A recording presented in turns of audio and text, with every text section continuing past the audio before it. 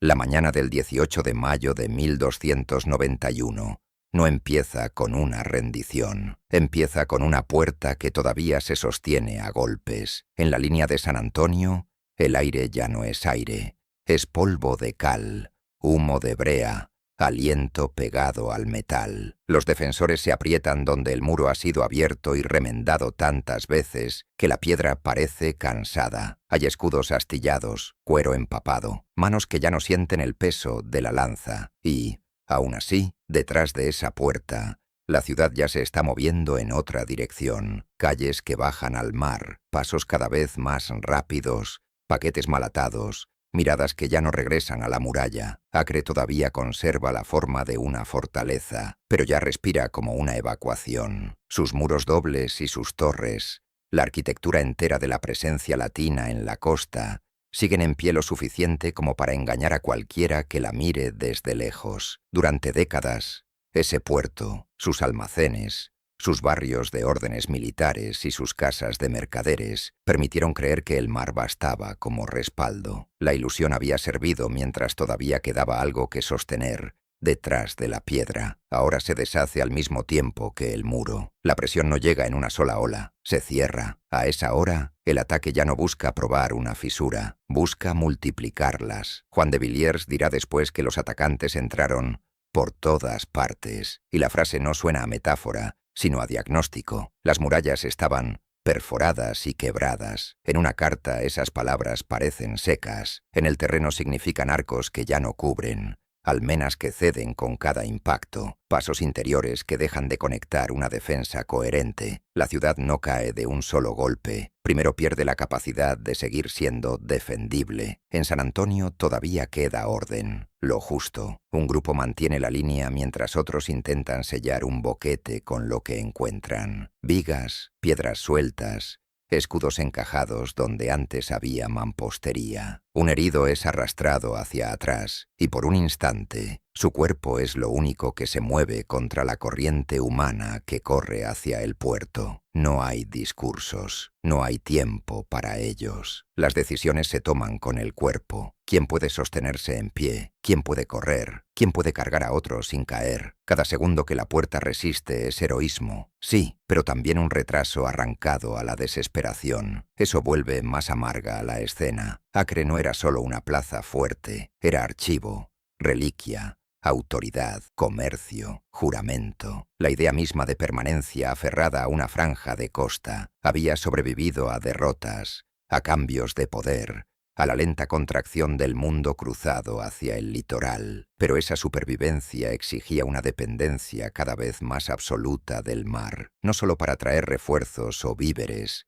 sino para seguir imaginando un mañana. Y cuando una ciudad solo puede salvarse porque puede embarcar, su fuerza y su fragilidad terminan siendo la misma cosa. Desde los puntos altos, el contraste ya no puede ocultarse. Hacia el frente, piedra rota, hierro, humo. Hacia atrás, una corriente cada vez más espesa en las calles que bajan al agua. De Villiers lo deja escrito con una crudeza casi administrativa, mientras él y los suyos resistían en la puerta. Sargentos, muchachos, mercenarios, cruzados, arrojaban las armas y corrían hacia las naves. No hace falta añadir nada a esa lista. Ya contiene el derrumbe entero. La defensa exige sincronía. La ciudad, de pronto, deja de creer en ella. Y cuando una parte del cuerpo huye mientras otra todavía combate, el organismo sigue moviéndose, pero ya no funciona. Por eso la puerta no es la causa única de la caída. Es el lugar donde la contradicción se vuelve insoportable. Los defensores todavía pueden sostener un punto, incluso varios. Lo que ya no pueden sostener es una ciudad que empieza a vaciarse de voluntad. A cada tramo cedido, el interior deja de ser retaguardia y se convierte en pasillo. A cada torre dañada, menos hombres cubren más piedra. El lenguaje oficial, el último baluarte, La resistencia final todavía puede pronunciarse. La realidad es otra. Gente que calcula el precio de un sitio en un barco. Capitanes que ya no distinguen entre salvación y exceso de carga. Cuerpos atascados en callejones estrechos. Armaduras abandonadas porque pesan más que el honor, cuando la salida es una tabla mojada. Delante, los atacantes avanzan justo donde la resistencia se vuelve discontinua. Entrar por todas partes significa también eso, convertir cada grieta en un corredor, cada calle en un embudo, cada ruptura en una nueva entrada. La lucha deja de tener frente único y se fragmenta en pequeños núcleos. No hace falta detenerse en el detalle de la violencia para comprender lo esencial. Captura, muerte, huida, dispersión. Lo decisivo es otra cosa, es esa sensación física de irreversibilidad, la certeza de que una estructura ha cruzado un punto desde el que ya no vuelve. Por mucho valor que todavía quede en algunos hombres, incluso el sonido de la ciudad cambia. Ya no es el rumor de un puerto rico, es el crujido de una institución que empieza a partirse. Y sin embargo, en la puerta de San Antonio todavía hay manos sujetando la línea. Ahí está el núcleo más oscuro del final de Acre. El heroísmo no desaparece, simplemente deja de bastar. Resiste al mismo tiempo que la ciudad se transforma en otra cosa, en un lugar donde la prioridad ya no es sostener un muro, sino alcanzar el agua. Defensa y pánico, disciplina y desbandada. No cae solo una piedra, cae la idea compartida que permitía a todos obedecer el mismo final. Y para cuando eso se rompe, lo que queda detrás de la puerta ya no es una fortaleza que espera ser salvada, sino una ciudad que llevaba demasiado tiempo viviendo de una promesa cada vez más estrecha, que el mar podía seguir haciendo el trabajo de la tierra, que aún quedaba margen,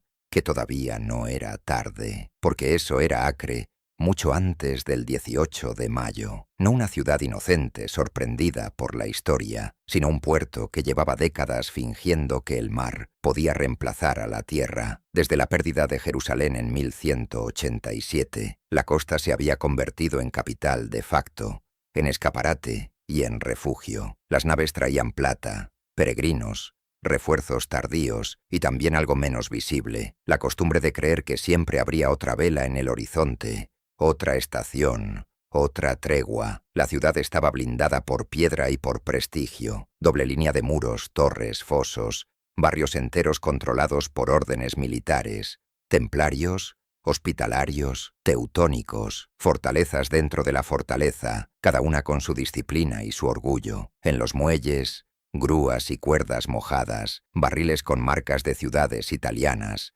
escribanos inclinados sobre cargamentos como si la contabilidad pudiera sostener la política. Pero el interior, la profundidad estratégica, el espacio para retroceder, el campo para maniobrar, ya no existía. Quedaba una franja de costa con la espalda contra el agua, y la debilidad no era solo militar, también era social, administrativa, casi orgánica. El reino latino se había ido pareciendo cada vez más a una arquitectura sin cuerpo, reyes ausentes, varones que discutían más de lo que coordinaban, rivalidades entre italianos, fricciones entre órdenes que arrastraban agravios antiguos. Las fuentes insisten en la división y en la falta de unidad como un veneno persistente. Acre podía presentarse como un bloque. Por dentro, era un conjunto de compartimentos que solo en tiempos tranquilos parecían encajar. La caída de Trípoli en 1289 hizo más visible esa verdad. Acre dejó de ser una gran plaza entre varias y pasó a cargar sola con el peso de la permanencia latina en tierra firme. Eso alteró el sentido de cada muro. La fortificación seguía siendo defensa, sí, pero ya era también símbolo. Si esa piedra caía, no caía solo una ciudad, caía la idea de que aún quedaba algo que gobernar. La vida continuó, los muelles siguieron trabajando, la fachada siguió produciendo normalidad. Detrás, el margen se iba haciendo más estrecho. Todavía había treguas, y pocas cosas son más peligrosas que una tregua confundida con seguridad. Calagún, sultán mameluco, había mantenido un equilibrio con los latinos. En una costa tan estrecha, cualquier equilibrio era provisional. En 1290, Esa cuerda se cortó dentro de la propia Acre, recién llegados italianos, indisciplina, comerciantes musulmanes convertidos en víctimas en una ciudad que dependía del comercio para respirar. No fue un episodio aislado en sus efectos. Del lado mameluco, se trató como ruptura del orden,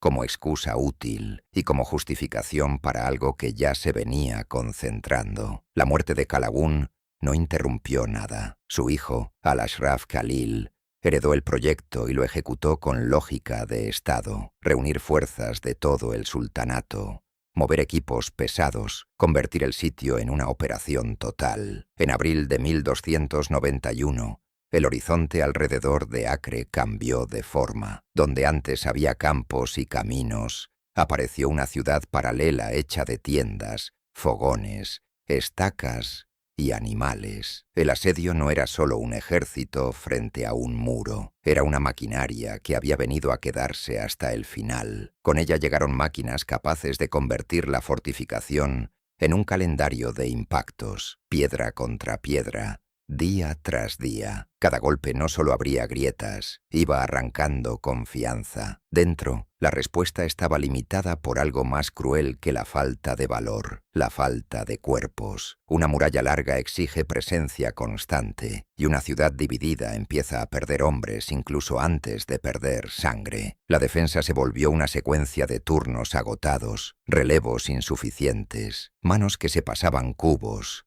flechas, cuerdas, como si la logística pudiera compensar la escasez. Hubo intentos de romper el cerco, y por eso importan las noticias de salidas fallidas, no porque cambiaran el resultado, sino porque muestran el último resto de iniciativa. Abulfida registra al menos una salida cristiana incapaz de alterar la situación. En la noche y en el polvo, ese gesto ya se parecía menos a una maniobra que a una apuesta contra una máquina. No faltaba coraje, faltaba espacio. Acre no podía abrir una guerra en el campo, porque el campo ya pertenecía a una fuerza que había venido precisamente para negárselo. El asedio avanzó por desgaste y por técnica. Donde la piedra resistía, la tierra empezó a trabajar en su contra. Minas bajo secciones de muro, túneles, apuntalamientos, fuego, derrumbe. A principios y mediados de mayo, partes de la muralla cedieron, varias torres fueron abatidas. La ciudad aprendió entonces un sonido nuevo, el de la piedra que no cae de golpe, sino por capas, como si alguien arrancara lentamente una armadura, y con cada torre perdida, el perímetro se volvía más difícil de cubrir sin desgarrar la línea en otro sitio. El 16 de mayo, los defensores retrocedieron a la línea interior. No era cobardía, era geometría. Se abandona un tramo para no perderlo todo en un solo colapso. Pero esa maniobra también enviaba un mensaje silencioso a cualquiera dentro de Acre que supiera leer el espacio. El mundo se había encogido. La ciudad habitable se estrechaba. Los callejones se llenaban de materiales de emergencia. Los barrios empezaban a parecer pasillos. Lo que se defendía ya no era Acre entera, sino un núcleo cada vez más comprimido que insistía en seguir llamándose ciudad. Y mientras tanto, el mar ofrecía una verdad tan simple como cruel. Enrique II podía entrar y salir por vía marítima, y esa posibilidad subrayaba el punto central. La costa seguía siendo puerta, pero también dependencia. Cada día de asedio hacía que el puerto dejara de ser comercio y pasara a ser cálculo. Cuando una comunidad empieza a medir la salvación en tablones y espacio de cubierta, el muro pierde el monopolio de la esperanza. La fortaleza sigue en pie. La mente colectiva empieza a desplazarse hacia el agua. En las noches previas al final, Acre ya era dos ciudades superpuestas, una que todavía organizaba guardias, reparaciones y relevos, otra que ensayaba la huida sin atreverse a llamarla huida. La línea interior resistía. Sí, pero ya resistía acompañada por una certeza nueva. El tiempo que quedaba no se estaba comprando para vencer, sino para decidir quién alcanzaría antes el puerto. Y cuando la maquinaria exterior volviera a golpear al amanecer, la puerta de San Antonio no marcaría el comienzo del derrumbe. Solo haría imposible seguir fingiendo que el derrumbe aún no había empezado. Después del 16 de mayo, esa ruptura ya no puede ocultarse. Acre deja de tener frente y retaguardia. Tiene un anillo interior cada vez más estrecho y pegada a ese anillo, una ciudad que aprende a moverse como un animal herido, rápido, sin orden, hacia el agua. Los muros exteriores quedan atrás como una piel vieja. En algunos tramos todavía se oyen golpes aislados, flechas sueltas, el eco de una torre que termina de hundirse. Pero la transformación decisiva ya no ocurre en la muralla lejana, ocurre dentro, en los pasillos y las plazas donde la guerra deja de ser una línea y se convierte en un problema de espacio. La fortificación interior es más corta, más defendible sobre el papel. En la práctica, concentra todo: soldados, civiles, animales, mercancías, heridos, los barrios de las órdenes, sus recintos duros, sus puertas, sus patios, se vuelven islas de disciplina en un mar de presión humana. Y esa fragmentación no nace con el asedio. El asedio solo la vuelve visible. Lo que antes eran rivalidades tolerables ahora se traduce en decisiones incompatibles. ¿Quién cubre qué tramo? ¿Quién guarda qué calle? ¿Quién controla qué salida? Acre sigue siendo rica en piedra, pero la piedra no reemplaza una cadena de mando. Fuera, el ejército de Al-Ashraf Khalil actúa como un cuerpo completo. No se limita a atacar, organiza turnos, mueve máquinas, repone material, sostiene el desgaste, se instala con la paciencia de quien no necesita prisa. Los proyectiles caen con regularidad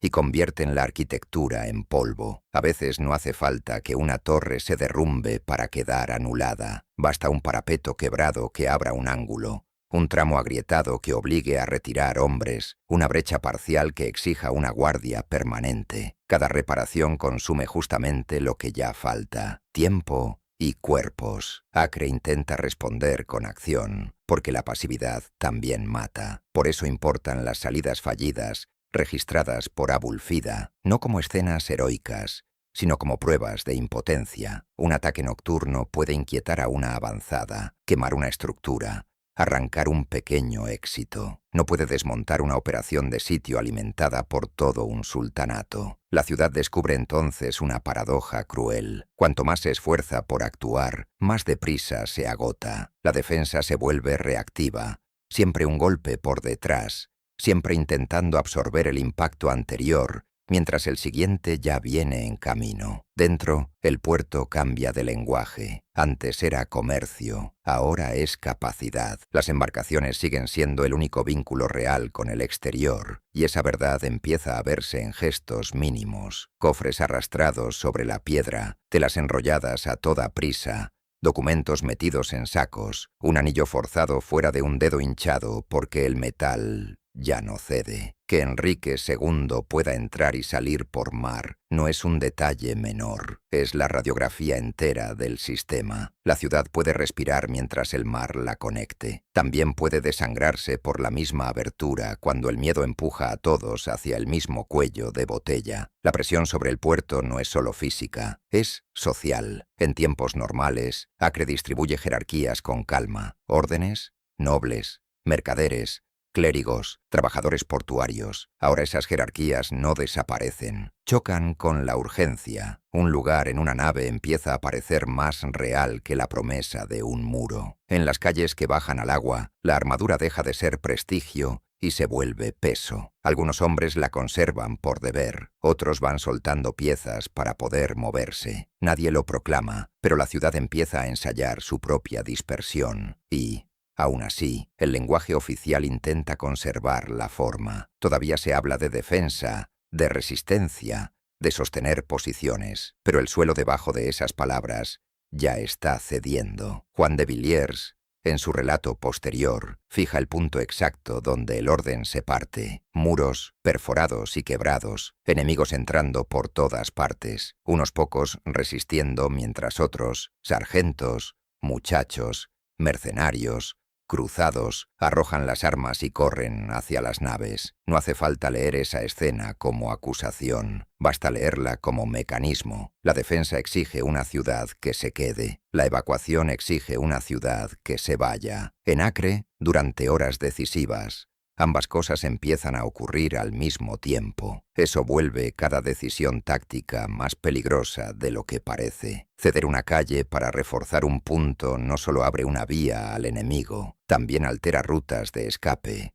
bloquea un paso, comprime más cuerpos en menos espacio. Una puerta cerrada para ganar segundos puede convertirse en trampa para quienes quedan del lado equivocado. La ciudad deja de ser un plano fijo y se convierte en un mapa en movimiento. La muralla interior, que debía ordenar el caos, empieza a empujarlo hacia el puerto, como si la propia arquitectura estuviera guiando a la población hacia la única salida imaginable. Mientras tanto, la presión exterior no se interrumpe. Lo que queda de la línea avanzada sirve de plataforma para seguir golpeando, ajustando, probando. Donde no se abre una brecha limpia, se insiste hasta quebrar la confianza. El asedio adopta una rutina casi perfecta: golpear, observar, corregir, volver a golpear. Para los defensores, cada amanecer trae la misma cuenta, cada vez más pobre. ¿Cuántos hombres quedan para cubrir cuántos metros de piedra? La víspera del 18 de mayo, Acre ya vive en tiempos distintos. Hay sectores que todavía funcionan como fortaleza, con guardias, señales, relevos, disciplina. Hay otros que funcionan como estación de salida, con filas rotas, empujones, mercancía abandonada, bultos que se rompen.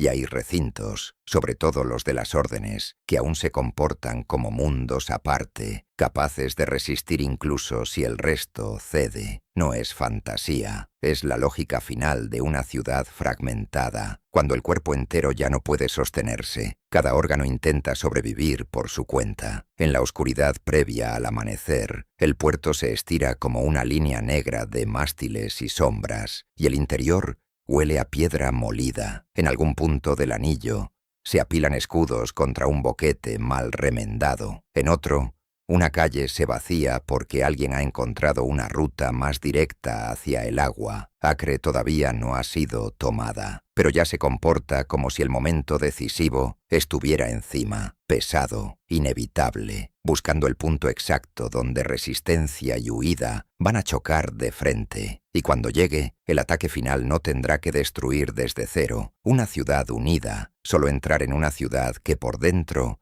ya ha empezado a partirse. Y cuando el 18 de mayo por fin llega, lo hace con una claridad falsa. El cielo sobre el puerto está limpio y esa limpieza vuelve el ruido más pesado. La primera señal no es un grito, sino un ritmo, golpes coordinados, tambores, cuerdas tensándose, madera que cruje bajo el peso de las máquinas. El asedio, que llevaba semanas desgastando la piedra como una herramienta paciente, cambia de modo. Ya no busca cansar, busca entrar. En la línea interior, los defensores se colocan donde la geometría los obliga. Esquinas, estrechamientos, puertas. San Antonio no importa porque sea la llave, sino porque es uno de los pocos lugares donde todavía sobrevive la ilusión de un frente. Allí, el combate aún tiene forma. Hombres alineados, escudos superpuestos, manos que pasan agua y munición. El aire está cargado de polvo, de cal. Cada respiración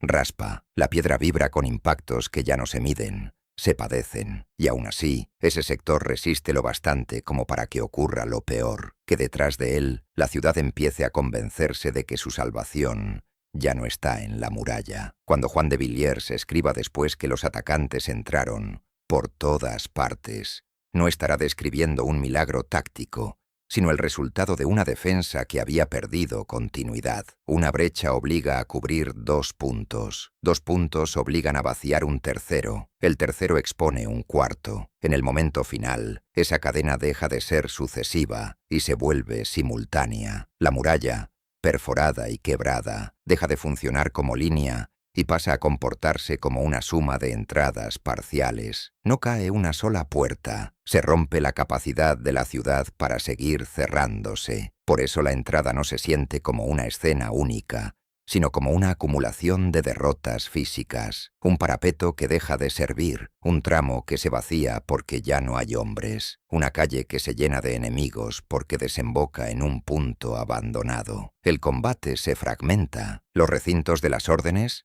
los patios, los pasillos entre casas de piedra Se convierten en microfortalezas improvisadas. Un grupo sostiene una esquina durante minutos valiosos. En otra parte, la presión humana deshace cualquier intento de orden. Sin unidad, la defensa ya no es sistema, es resistencia por sectores, por puertas, por patios, y entonces el puerto deja de ser fondo y se convierte en fuerza activa. Desde las calles que bajan al mar, el sonido cambia otra vez, no solo impactos, también madera contra madera, gritos de coordinación, cargas arrastradas, cadenas tensas. El agua brilla con una indiferencia insultante. En tierra, la ciudad se comprime. Hombres sueltan piezas de armadura para correr mejor, no por cobardía teatral, sino por una economía brutal del cuerpo. Bultos se rompen, cuerdas se escapan de las manos. Una fila se convierte en empujón. En ese embudo, la jerarquía no desaparece, pero deja de imponer orden. El rango no abre espacio en una pasarela estrecha. De Villiers enumera sin adornos quienes corren. Sargentos, muchachos, mercenarios, cruzados, junto a otros que simplemente dejan de combatir. La lista no necesita moral. Necesita contexto. Acre había vivido del mar. En su último día empieza a depender de él para no desaparecer del todo. La evacuación no llega como una orden formal, llega como una corriente. Y una vez que esa corriente se forma, empieza a socavar lo único que todavía podía sostener: la línea interior, la idea de que la ciudad se quedaría en su sitio, mientras unos pocos peleaban por todos. En San Antonio, esa contradicción se vuelve visible de la forma más cruel. Un sector aún combate con coherencia, mientras a sus espaldas la ciudad ya funciona como tránsito. Mantener una puerta exige continuidad, relevos, munición, espacio para retirar heridos sin romper la línea. Pero cuando las calles se llenan de fuga, cada paso hacia atrás ya no conduce a una retaguardia, sino a una marea. El heroísmo sigue siendo real. Lo que pierde es eficacia, resiste sin garantizar nada, aguanta sin sostener el conjunto. La defensa se convierte en el arte de retrasar una ruptura que ya no puede deshacerse. Entrar por todas partes significa también esto, que Acre pierde el privilegio de elegir dónde pelea. Cuando el enemigo aparece en más de un punto, cada calle puede volverse frontera. La confusión no es solo miedo, es topografía. Un barrio que hace una hora era seguro se convierte en paso. Una puerta cerrada para contener un avance se vuelve pared para quienes buscan el puerto. La ciudad empieza a dividirse en zonas de tiempo. Un lugar ya tomado, otro todavía peleando, otro ya huyendo. Y aún así, la caída del centro urbano no borra toda resistencia de golpe. Precisamente porque Acre estaba rota por dentro, su final también ocurre por capas. Cuando la ciudad propiamente dicha cede, quedan enclaves con muros propios, sobre todo junto al mar. El barrio templario, su complejo fortificado en la orilla, aguanta más, no como un milagro romántico, sino como una consecuencia dura y material. Piedra sólida, accesos estrechos, disciplina interna y la ventaja amarga de estar pegado al agua. Mientras el resto se deshace, ese rincón todavía insiste en comportarse como fortaleza, cuando alrededor ya casi no queda ciudad. Ahí aparece el último rasgo inquietante del final de Acre. Ni siquiera en la derrota cae de manera uniforme. Lo que durante generaciones se había llamado presencia latina en tierra firme se rompe en horas, pero ciertos muros logran estirar el tiempo unos días más. Para quienes miran desde el mar, la costa empieza a alejarse como una línea que pierde forma. Para quienes siguen dentro, esa misma costa deja de ser salida y se convierte en borde. Y en el enclave que resiste, cada jornada adicional ya no cambia el destino general, pero obliga al vencedor a cerrar por completo la mano, a demostrar que la victoria no consiste solo en entrar en la ciudad, sino en terminar de apagar la última piedra que aún se niega a aceptar la hora. En el borde del mar, el barrio templario no cae con la ciudad, queda suspendido, como una pieza que se resiste a encajar en el nuevo orden. Detrás, Acre ya ha dejado de ser un lugar reconocible. Es un ruido que se apaga por sectores, un mapa que pierde nombres. Delante, el agua sigue golpeando la piedra con la indiferencia de siempre, y esa combinación ruina en tierra, continuidad en el mar, alimenta una última ilusión peligrosa, la idea de que todavía queda tiempo. El enclave templario existe por una razón simple y física: muros propios, accesos estrechos, disciplina interna y la ventaja amarga de estar pegado a la costa. Cuando el resto de la defensa se fragmenta y la ciudad se convierte en embudo hacia el puerto, ese recinto funciona como una caja cerrada dentro del derrumbe. No devuelve la vida a Acre, pero retrasa la muerte completa del lugar. Y ese retraso, en un asedio, nunca es neutro. Obliga al vencedor a demostrar que la victoria no consiste solo en entrar, sino en borrar. Desde el lado mameluco, la lógica ya no es tomar una calle más, es cerrar una operación. Acre había sido el último gran anclaje latino en tierra firme, el símbolo material de una presencia cristiana con autoridad política en la costa. Por eso, una vez rota la ciudad, la prioridad cambia. No basta con ocupar, hay que impedir el retorno, hay que convertir la fortaleza en advertencia. Los días posteriores al 18 de mayo no se sienten como un epílogo, sino como una segunda fase del mismo mecanismo. La toma de la ciudad ha producido muerte, captura y huida hacia las naves. Ahora ese patrón se estabiliza en rutina: grupos de sobrevivientes reunidos, prisioneros conducidos, bienes confiscados, espacios inspeccionados. El horror no necesita exceso para volverse total. Basta con la transformación administrativa de una vida en inventario. En el puerto, el mar que había sido salida se convierte en frontera. Las velas que todavía se recortan en el horizonte ya no prometen refuerzos, prometen distancia. Dentro del barrio templario, la resistencia prolongada no puede alterar esa realidad general. Puede, en el mejor de los casos, ganar tiempo, organizar una retirada parcial, aplazar la sincronía de la derrota. La tradición posterior discute detalles de los últimos episodios, negociaciones, rupturas, colapso final, y esa variación dice algo en sí misma. Cuando un mundo se derrumba, aparece la necesidad de contar un final limpio para algo que en el terreno fue confuso, comprimido, brutal. Lo que sí permanece firme es el hecho desnudo. El enclave aguantó unos días más y, al final, fue destruido. No como tragedia romántica,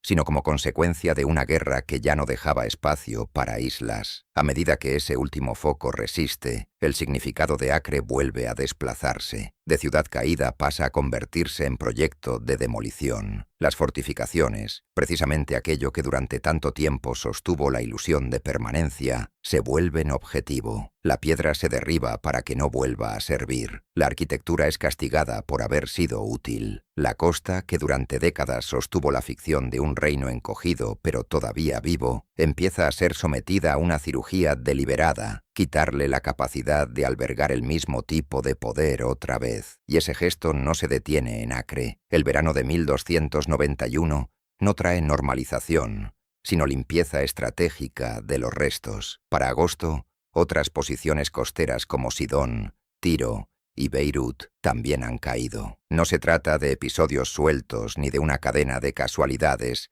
sino de la continuación lógica de una campaña que entiende el litoral como sistema. Si la gran plaza cae y las menores permanecen, el mapa conserva aperturas. Si caen también las menores, el mapa se cierra. Del lado latino, lo que sobrevive lo hace por desplazamiento. Instituciones y órdenes que todavía pueden moverse se reubican, sobre todo hacia Chipre. No es una continuidad serena ni una victoria moral. Es supervivencia administrativa, traslado de archivos, símbolos, reliquias, deudas, jerarquías. El reino que una vez tuvo tierra empieza a parecerse a otra cosa, a una estructura transportada por rutas y puertos, sostenida por el mar precisamente porque ha perdido el suelo que antes le daba espesor político. En Acre, el suelo queda, la ciudad en cambio se va. Lo que había sido capital costera empieza a convertirse en un espacio donde el vencedor decide qué permanece en pie y qué se vuelve escombro. Ese tipo de victoria tiene una frialdad particular. No solo derrota al enemigo, también convierte su pasado en problema material. Derribar una muralla no es solo abatir piedra, es anular una posibilidad. Vaciar un puerto no es solo interrumpir el tráfico, es empezar a vaciar una memoria. Por eso el final real no se agota en el instante en que el enemigo entra por todas partes. Está en lo que viene después, en la transformación del derrumbe en política,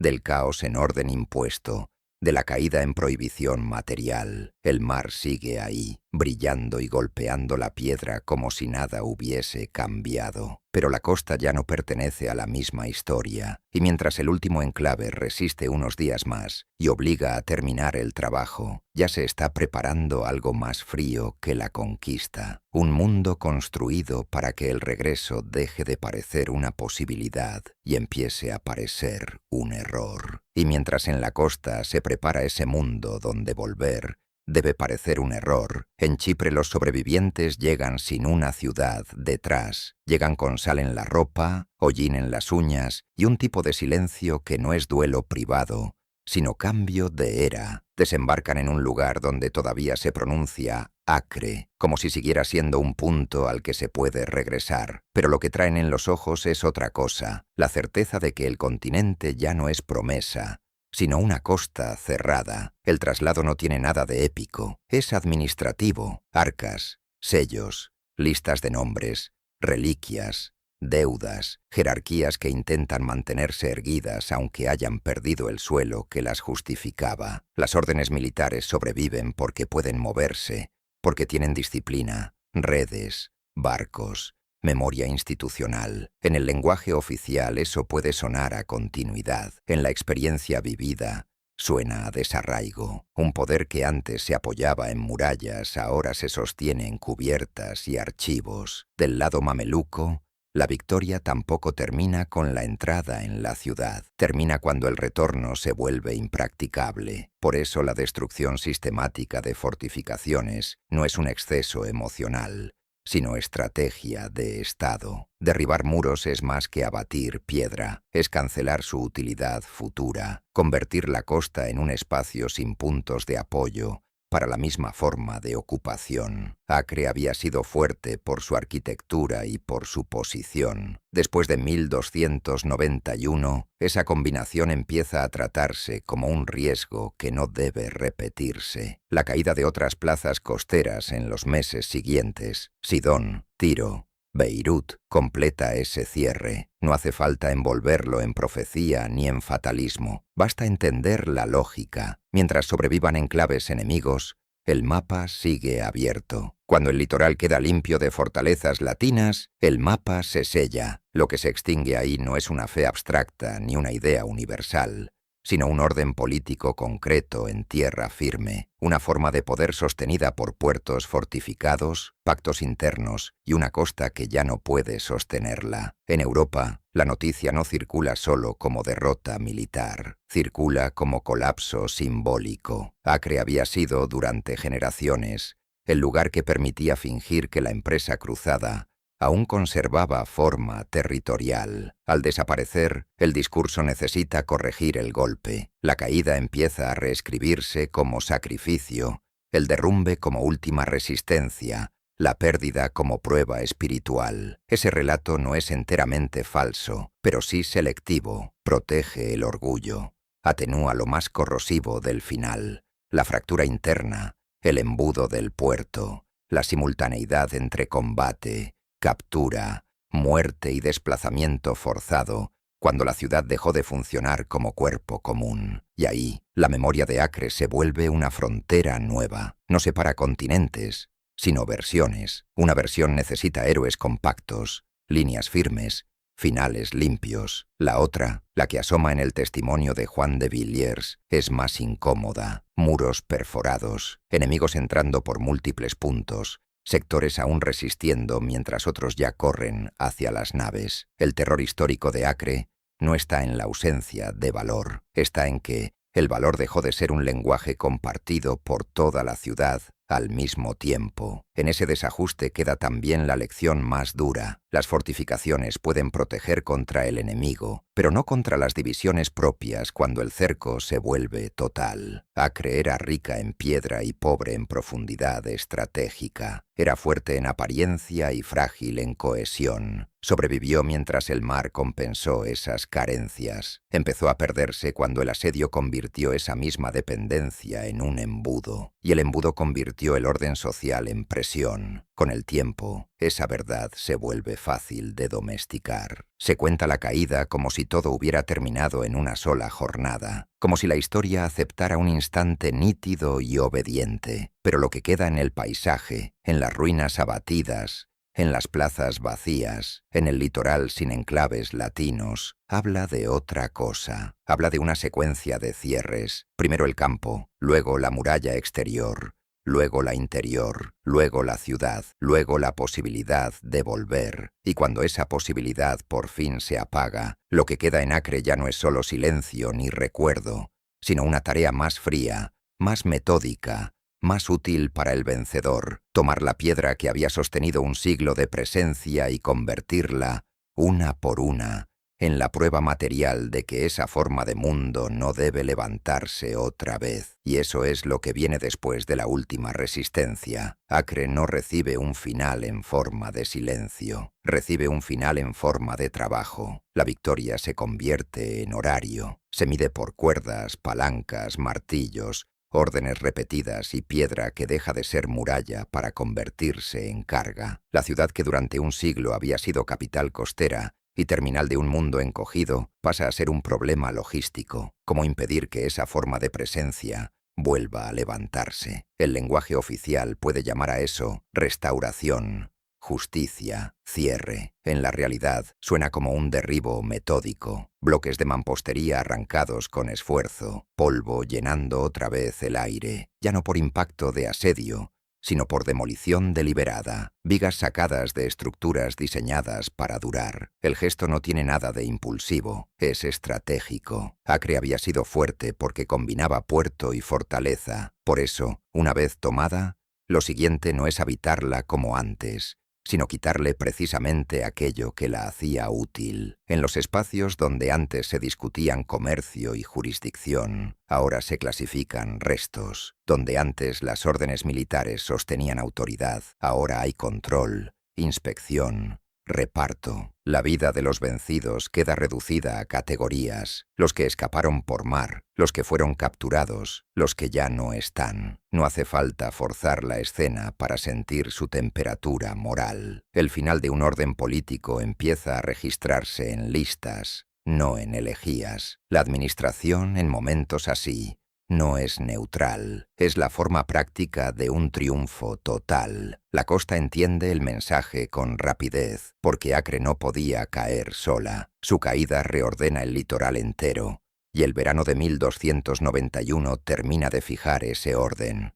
Sidón, Tiro, Beirut, otras plazas también caen antes de agosto. No es una cadena casual, es un cierre de mapa. Mientras sobrevivan enclaves, el continente todavía ofrece puntos de apoyo. Cuando esos enclaves desaparecen, el terreno deja de prometer regreso. La historia sigue, pero el suelo ya no coopera, y entonces el mar, que durante tanto tiempo pareció la última ventaja latina, revela su forma más dura. No trae salvación colectiva, trae selección. Caben unos, no caben todos. Los que alcanzan Chipre no llegan a casa, llegan a una plataforma de supervivencia. Instituciones enteras se trasladan como si fuesen mercancía. Archivos, sellos, jerarquías, símbolos que intentan conservar su forma después de haber perdido el suelo que los sostenía. En el lenguaje oficial, eso puede llamarse continuidad. En la experiencia vivida,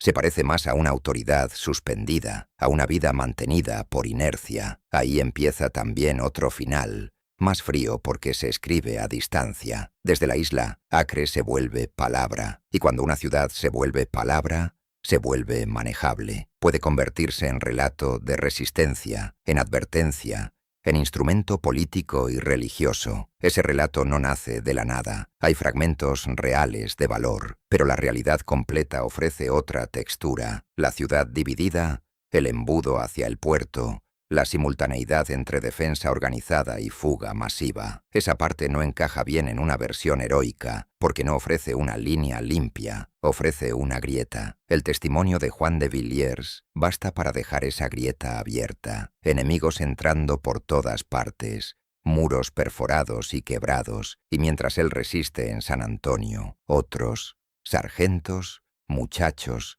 mercenarios, cruzados, tiran las armas y corren hacia las naves. Ese contraste no destruye el heroísmo, lo vuelve más oscuro, lo sitúa donde realmente pesa, cuando ya no garantiza supervivencia ni cohesión, cuando solo compra segundos para que el resto de la ciudad haga lo que ya ha empezado a hacer, porque esa decisión colectiva, moverse hacia el mar, atraviesa toda la caída como una línea subterránea. Acre no se pierde solo por presión externa, se pierde cuando deja de sostener un propósito común bajo presión. Sus muros dobles y sus torres eran reales, su enfermedad interna también. Mientras el mundo latino tuvo profundidad tierra adentro, la fractura pudo tolerarse. Cuando quedó reducido a la costa, la fractura se volvió destino. En el último día, la piedra todavía aguanta. Lo primero que cede es la idea compartida de quedarse. La demolición posterior no hace más que fijar esa verdad en el paisaje. Ya no se trata solo de derrotar a hombres armados,